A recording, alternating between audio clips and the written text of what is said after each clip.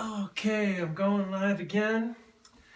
This is Peter's Random Piano Tips number 4. So the next one on my list here is Mikey Smith. Mikey, if you haven't checked out Mikey's music, make sure you do. Particle Parade and Mikey's trio music with string quartet, beautiful stuff. So Mikey,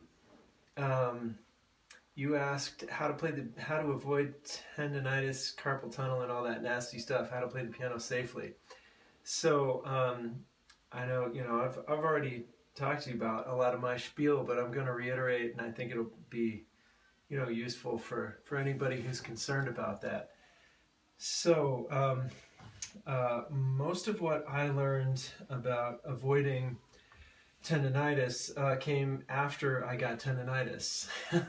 Which was my second or third year at Berkeley. I got tendinitis real bad, and wound up taking. I had to stop at the end of a semester, and I wound up having to take 9 semesters at Berkeley because I missed my juries that semester, and I had to stop. Basically, I stopped doing everything. Like literally everything that I did with my right hand. I put it in a half cast and took like most of winter break, like 2 full weeks off for sure from doing anything. Like I didn't eat, I didn't brush my teeth, I didn't do the stick shift, I didn't do anything with my right hand. And so I was able to come back after that. But then what really saved me was starting to study with Charlie Banakis. And Charlie's method, along with the first thing he made me do was read Abby Whiteside's Indispensables of Piano Playing. If you haven't checked out Abby Whiteside, she was one of the great piano pedagogues, American piano pedagogues. I think she's American. She could have been British. Geez, I'm actually not totally sure about that, but I think she was American, and she wrote a tome. I mean, it's like, I don't know what, 700 pages or something, called The Indispensables of Piano Playing. I think that's actually 2 books put together. Anyway, she talks about the fulcrums of the human body and utilizing them to take all the pressure off the fingers and the wrists and the tendons. So let's go through the fulcrum method, and then I'll show you my contrary motion scale exercise, and then I'll show you some stretches that I do as well. The fulcrum thing. All right, there's a lot of people out there who've seen me do the fulcrum thing. Most of my piano students, pretty much anybody who's been at the Stanford Jazz Workshop for the last like 20 years and studied piano has probably seen me do it in a master class. So anyway,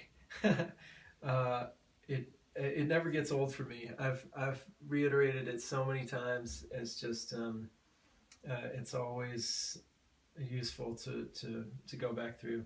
So take a look at your finger tip. And right here at the joint is your smallest fulcrum. And like you could literally play a note with that tiny little fulcrum, but you would definitely not want to. Now, as you go up, you see a bigger fulcrum here at the big knuckle, and you could play like that too, but you certainly wouldn't want to do that either. And one of the things that you'll see is as you play from the small fulcrums, it creates tension in the larger fulcrums. And as we move to the larger fulcrums, then we release the tension from the system. So let's see. You got this one, then you got the larger knuckle here, and you could play from that. I wouldn't really want to play from this fulcrum either, but it's possible, right? And in fact, your finger itself has enough. Sorry, there's like party with Nana going on in the background in the living room.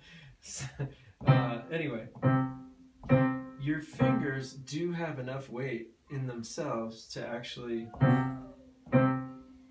play,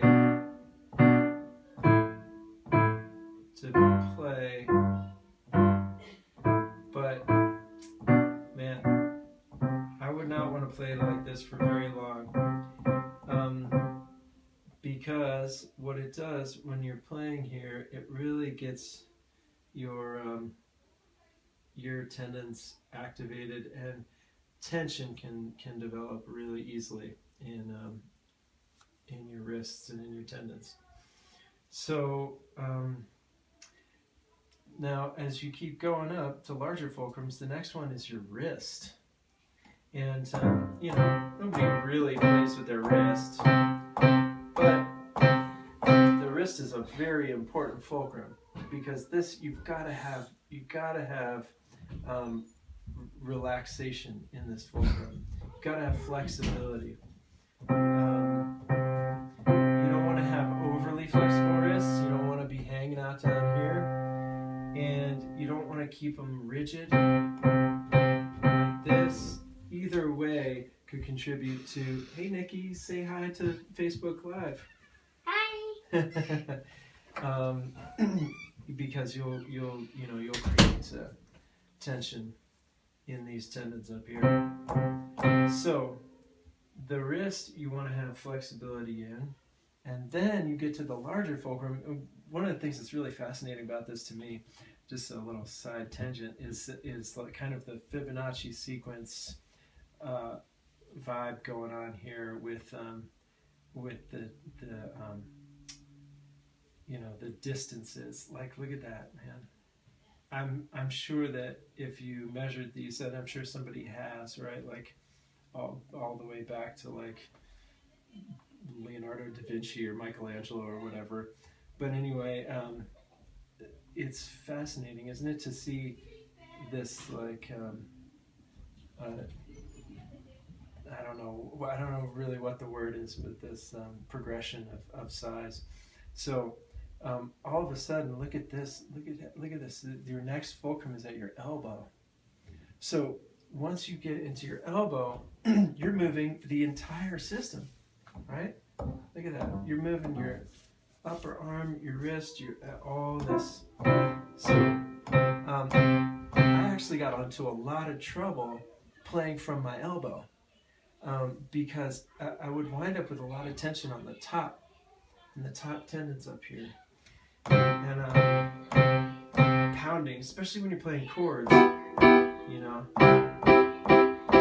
it's really easy to get into this kind of pounding on the piano, and when you hit with force, then what's natural is that your muscles or your tendons kind of respond to that with tension. So how do we take the force out of this system so you're not just pounding on the piano? We take it out by going to the even further fulcrum, which is the shoulder. And the shoulder is a really interesting fulcrum, because it's not just like a joint. It's a ball and socket. And so the ball and socket means it can rotate out like this, and it can rotate like this. And this is the rotation force that we actually want to get into. And what happens when you get your shoulder involved, it takes the tension out of this. See, there's no more pounding on the piano. Now it's, and you can still get all the force that you would need.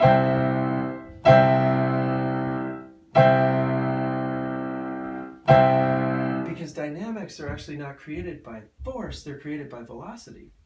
And obviously force can create velocity, but you can create velocity just with your fingers on the keys. By just making those keys go down fast. But look what happened.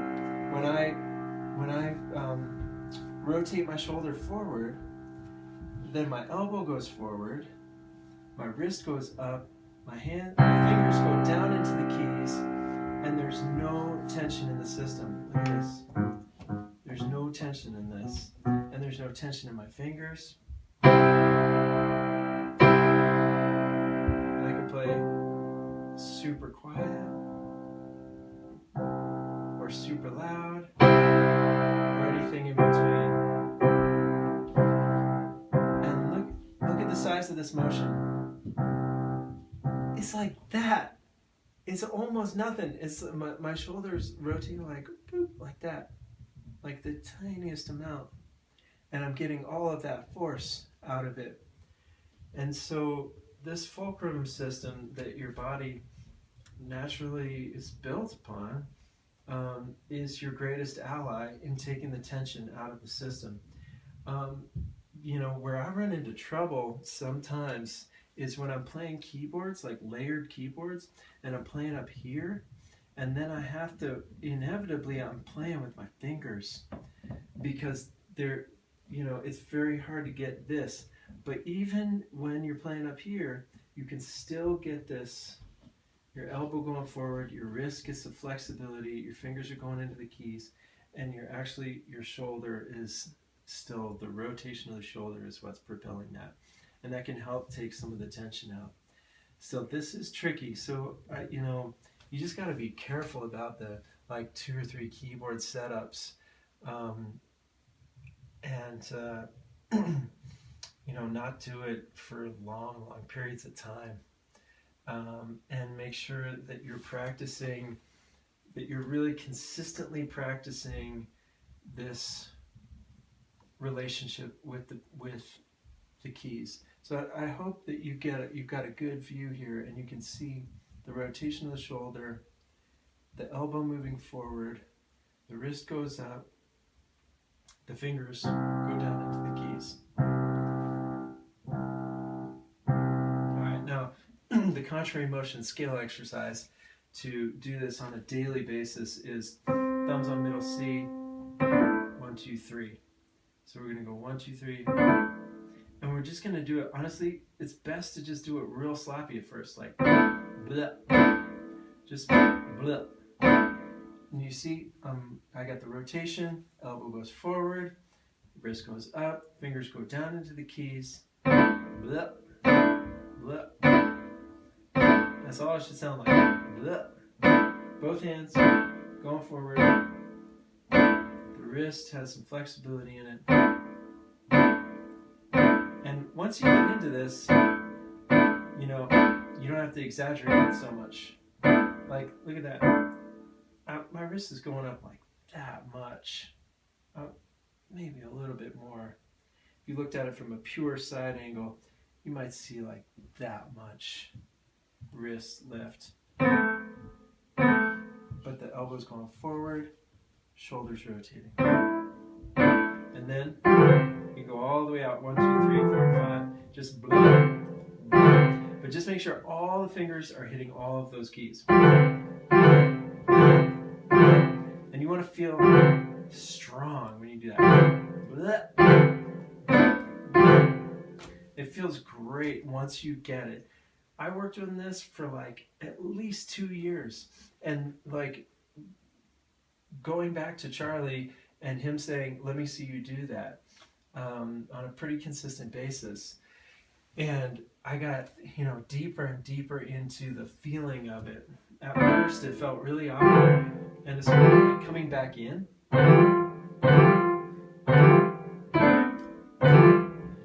coming back in, it's the same motion. Forward and forward. But look what's happening. I've got 1 motion, 2 motions. That's 1, 2, 3, 4, 5, 6, 7, 8 notes. 8 motions of the fingers. If you're doing finger practice. But instead of 8 motions, I'm incorporating all those into 2. And if you want to go out 2 octaves, go to the fourth finger, do 3, and go out to the eventually go all the way out.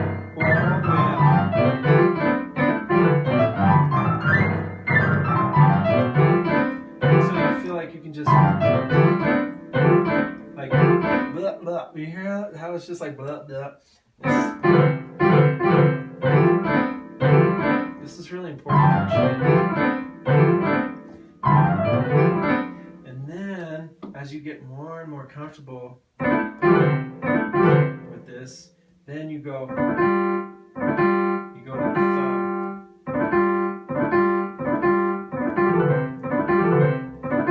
So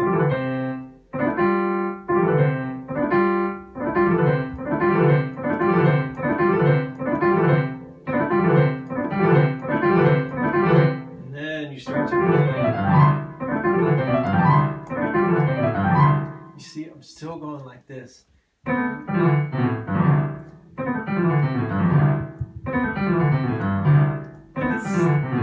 It's sloppy, and that's okay.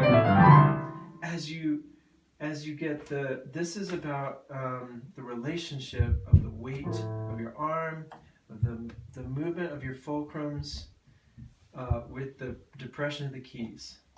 All right. Then, as you want to play like really nice scales, you can slow this down. Just slow the whole motion down.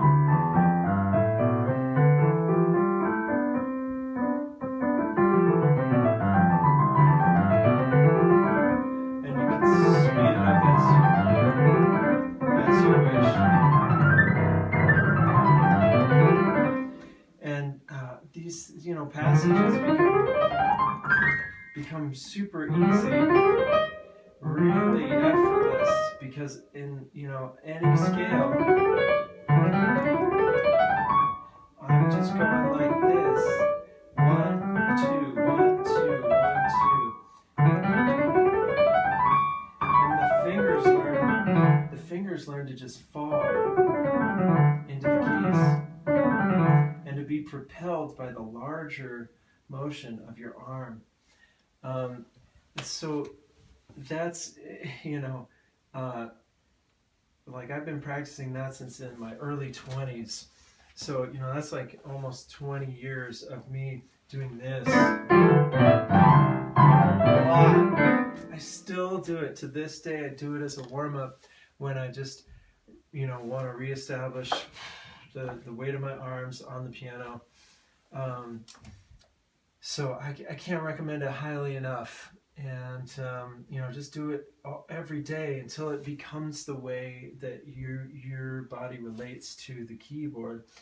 Then it'll start to, be infused into everything else that you play. Even when you're playing a keyboard up here, or you're playing a Rhodes that's like super sticky, like thick action, you'll still have the benefit of this relationship to the keyboard, and you'll be able to recover from the damage that does for whatever, your 2 or 4 hour session or whatever.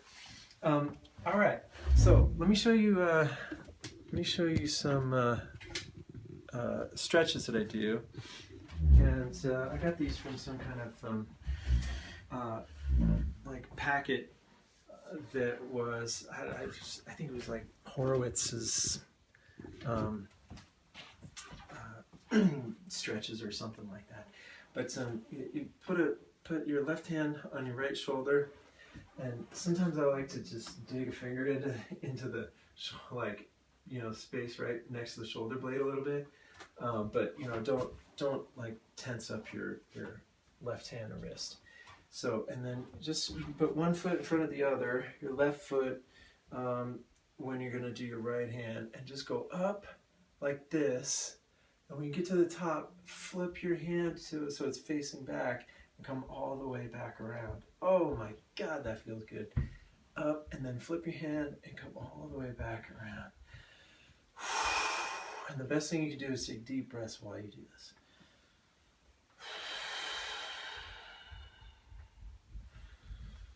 Oh, do this every day, man. I should still do this every day. I don't, but it feels so good when I do.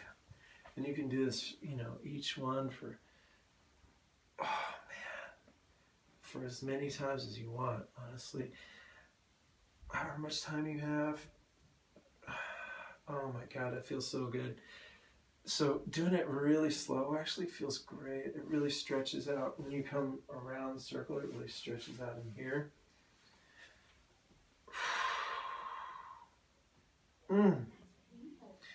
That's so good. And then another one is to cross your arms in front. And if you can, do this. This is a yoga stretch. And what this does is stretches your back muscles in between your shoulder blades. And if you want a deeper stretch, first of all, you gotta breathe out. And then if you want a deeper stretch, you just push up with your lower arm a little bit. Woo, and it just gets that stretch deeper. If you look down, it'll do one thing. If you look more up, it'll do a different thing.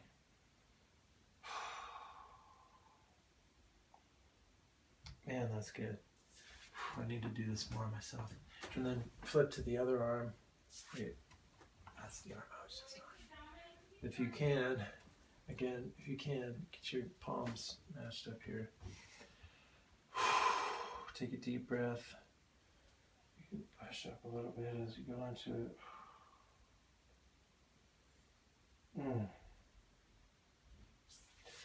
Those are great stretches. And then the other one, this is kind of a sports stretch, is to reach your arm up over your head.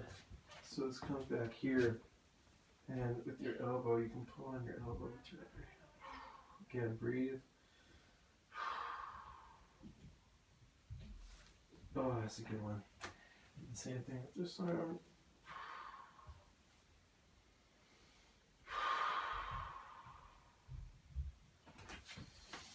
And I've been told, I believe it from my own experience, that it's really good to like settle into your stretches for a good like 20 seconds at least. Just breathe into them, and you can just get a little bit deeper with each breath. So that's a good thing. I'm just showing you them kind of quickly right now. But yeah, there's, you know, so many other stretches. Any stretch that you do is probably good, but do be careful about this. This is dangerous. So I've been warned about this one. If you're going to do this one, if you're going to stretch this out, you need to be real gentle. And again, hold it for like at least 20-30 seconds. And really gentle. Don't overextend this. This can be a nice stretch, but you have to be real careful. And you know, as you breathe out, you can push it a little bit deeper, but just be real careful about that. I'm not a big fan of that. I basically never do that. And you can do the other side as well. I did do these stretches when I had tendinitis, when I was recovering, and I think that they helped a little bit. You just really have to be careful to do it for like 20-30 seconds and breathe. All right, so that's it, man. Happy practicing, and don't get hurt, and rock on. All right, if you enjoyed this piano tip, you can you know, share it, subscribe on YouTube, and like my page on Facebook, and stay connected. And feel free to request any tips that you want. All right, peace, y'all.